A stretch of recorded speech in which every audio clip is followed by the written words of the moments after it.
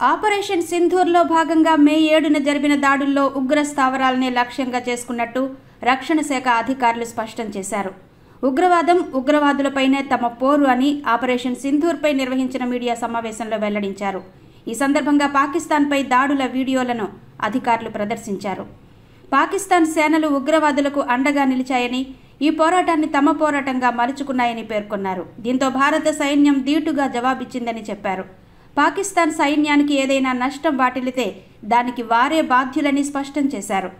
అనంతరం పాక్లోని Nur Khan, Rahim your Khan air బేస్లపై దాడి దృశ్యాలను ప్రదర్శించారు. పాకిస్తాన్ పీఓకేలో ఉగ్రవాదుల స్థావరాలను ధ్వంసం చేశాం.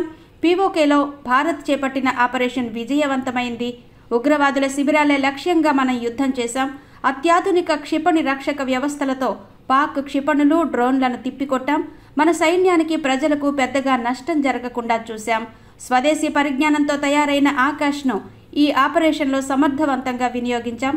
పాకిస్తాన్కు చెందిన సామాన్య పౌరులకు ఎలాంటి నష్టం చేయలేదు. అదే సమయంలో పాకిస్తాన్ వైపు నుంచి దాడులను సమర్థవంతంగా తిప్పికొట్టాం. చైనా తయారు చేసిన PL-15 క్షిపణిని నేల కూల్చాం.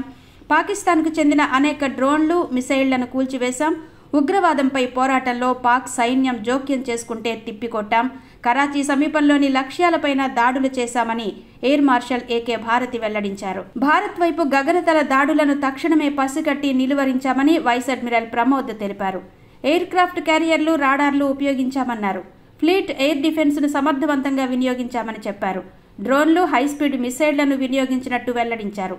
నౌకాదళ అడ్వాన్స్ రాడార్ల ద్వారా పాక్ డ్రోన్లను గుర్తించగలిగినట్టు పేర్కొన్నారు.